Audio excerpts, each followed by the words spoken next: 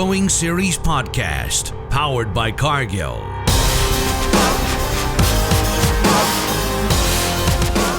In Western Canada, the possibility of a wet spring has many people very stressed out. In the fall, the ground froze up completely saturated. Some of you aren't even done combining yet and have to make the decision, do I combine or do I seed my open fields first? Lots of questions, we need to find some answers. Let's tackle some of these agronomic issues as we head into spring 2017 on the Growing Series podcast.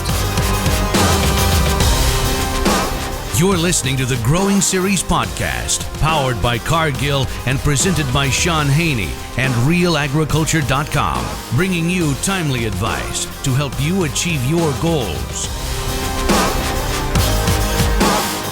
We're joined right now by Matt Hordos. He is with Cargill. He is the technical agronomy lead. Matt, how are you doing today?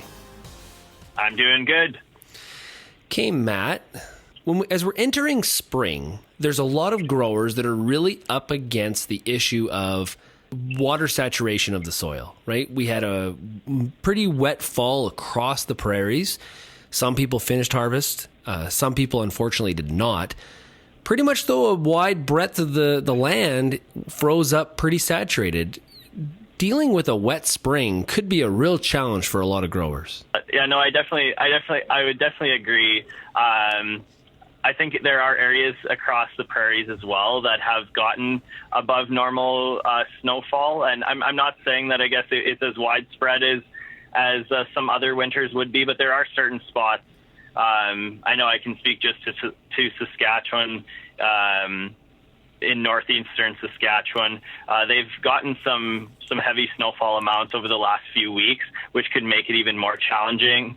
And coming out of a really wet spring or wet season last year, definitely can create some issues in terms of getting out on the field in time and getting the crop in. So what are the first worries? Is it really about, we left some of the fields pretty rutted up, so just getting out there and getting a proper seed bed is the first thing probably that I think a lot of guys are a little bit concerned about. Making sure that, you're managing the field appropriately. At the same time, getting out there almost too early is not going to be really helpful either, just because if there are really wet conditions and you're getting out there with equipment, you are creating more ruts, but then also, compaction is definitely an issue that could potentially happen, especially with a lot of wetter soils.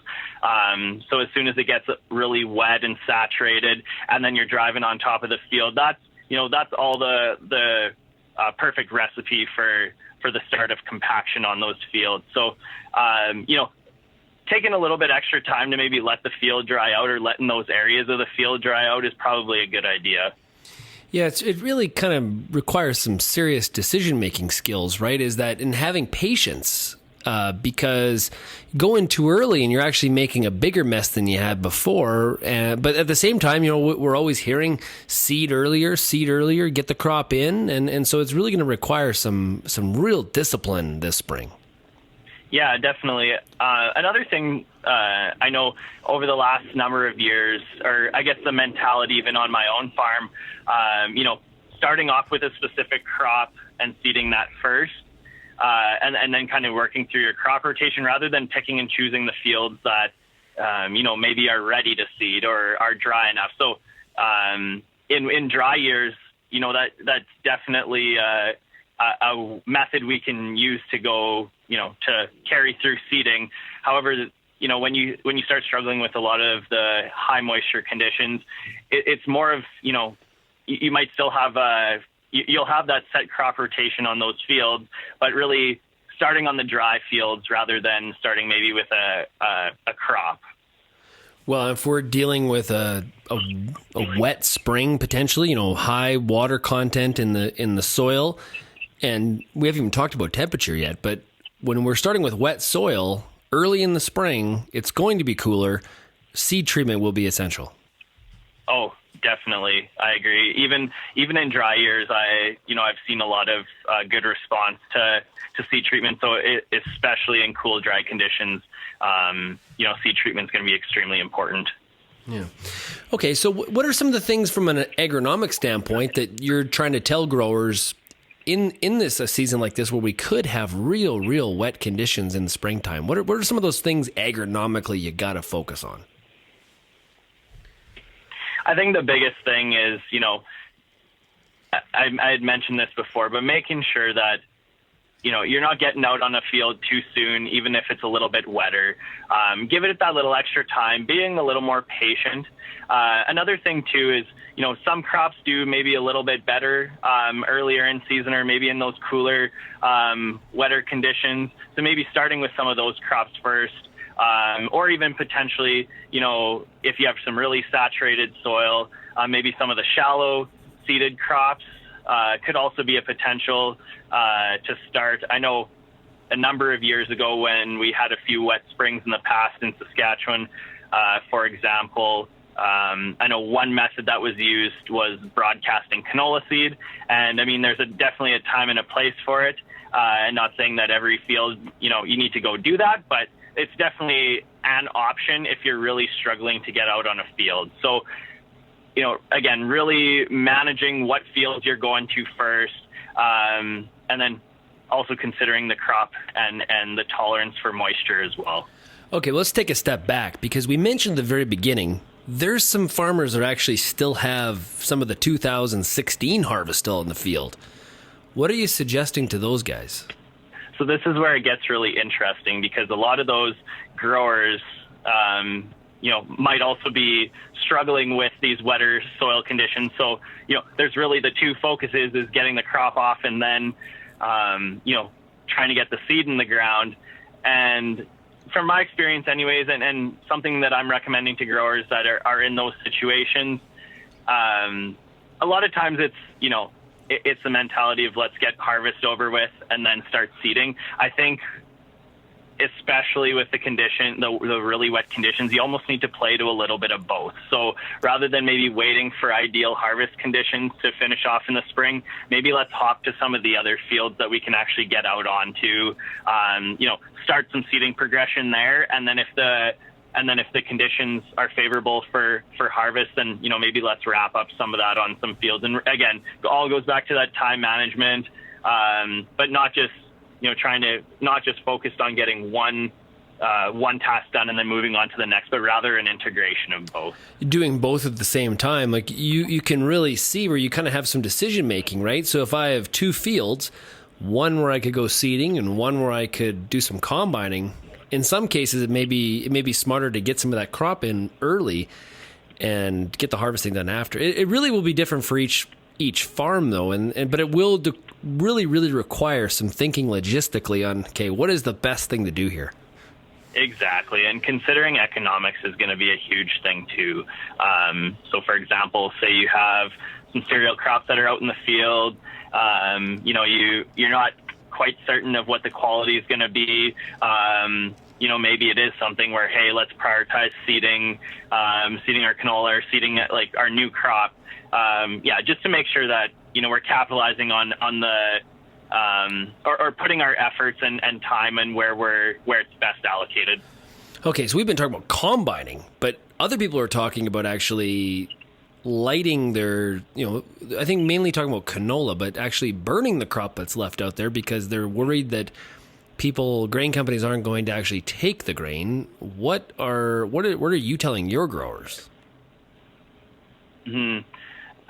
So I've also heard that as well. And I think before you make that call, you still, in my mind anyways, I know on my farm, I would still want to see what's out there. So, maybe it's taking a sample or taking a few samples or trying a few parts of fields just to see what you have rather than just throwing in the towel and lighting the match sort of thing. So, make sure you really understand what you have, shop it around, see what everyone has to offer, what willingness there is to, take that quality. And then maybe in some cases, if, maybe there isn't any value in that, then maybe, burning or managing that trash is, kind of your last resort. But I would still recommend, making sure you know what you have or understanding and seeing what you have first before you make that decision. it would be kind of heartbreaking to actually go out there and light a lot of work went into last year. It would be kind of, I think a lot of growers would have a hard time lighting those swaths on fire. Oh, definitely. I would totally agree. I would feel for a grower watching them do that, let alone themselves doing it to their own field. Yeah. So if you are going to combine it, basically, what are some of the best management practices in that regard? Is it basically just because what's going to happen here is things are going to thaw out a little bit. I know parts of Saskatchewan got some snow that people were thinking about going out combining, and they were sort of held up because it snowed again. When is, I guess there is no ideal time, but what is sort of your spring harvest plan? What should that sort of look like? Mm-hmm. I think as long as you can get drive on the field, and really high moisture conditions aren't your concern. If you can get out and actually, the swath will go through the combine and you can actually harvest some grain out of those swaths. I mean, it's a juggling act, right?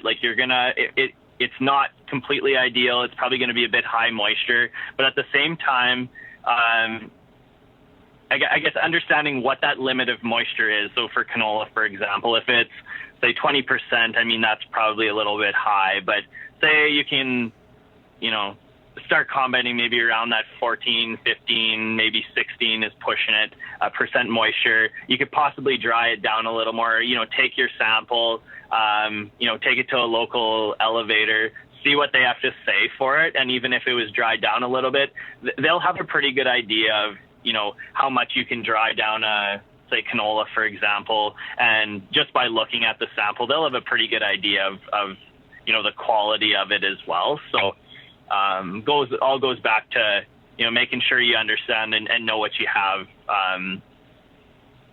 before, going to that last resort. Well, Matt, thanks a lot for joining us today on the Growing Series podcast, and good luck with spring. Perfect. Thanks. Thanks for listening to this episode of the Growing Series podcast. You can find more episodes of this podcast at cargillgrows.ca. We'll talk to you next time, and good luck with spring.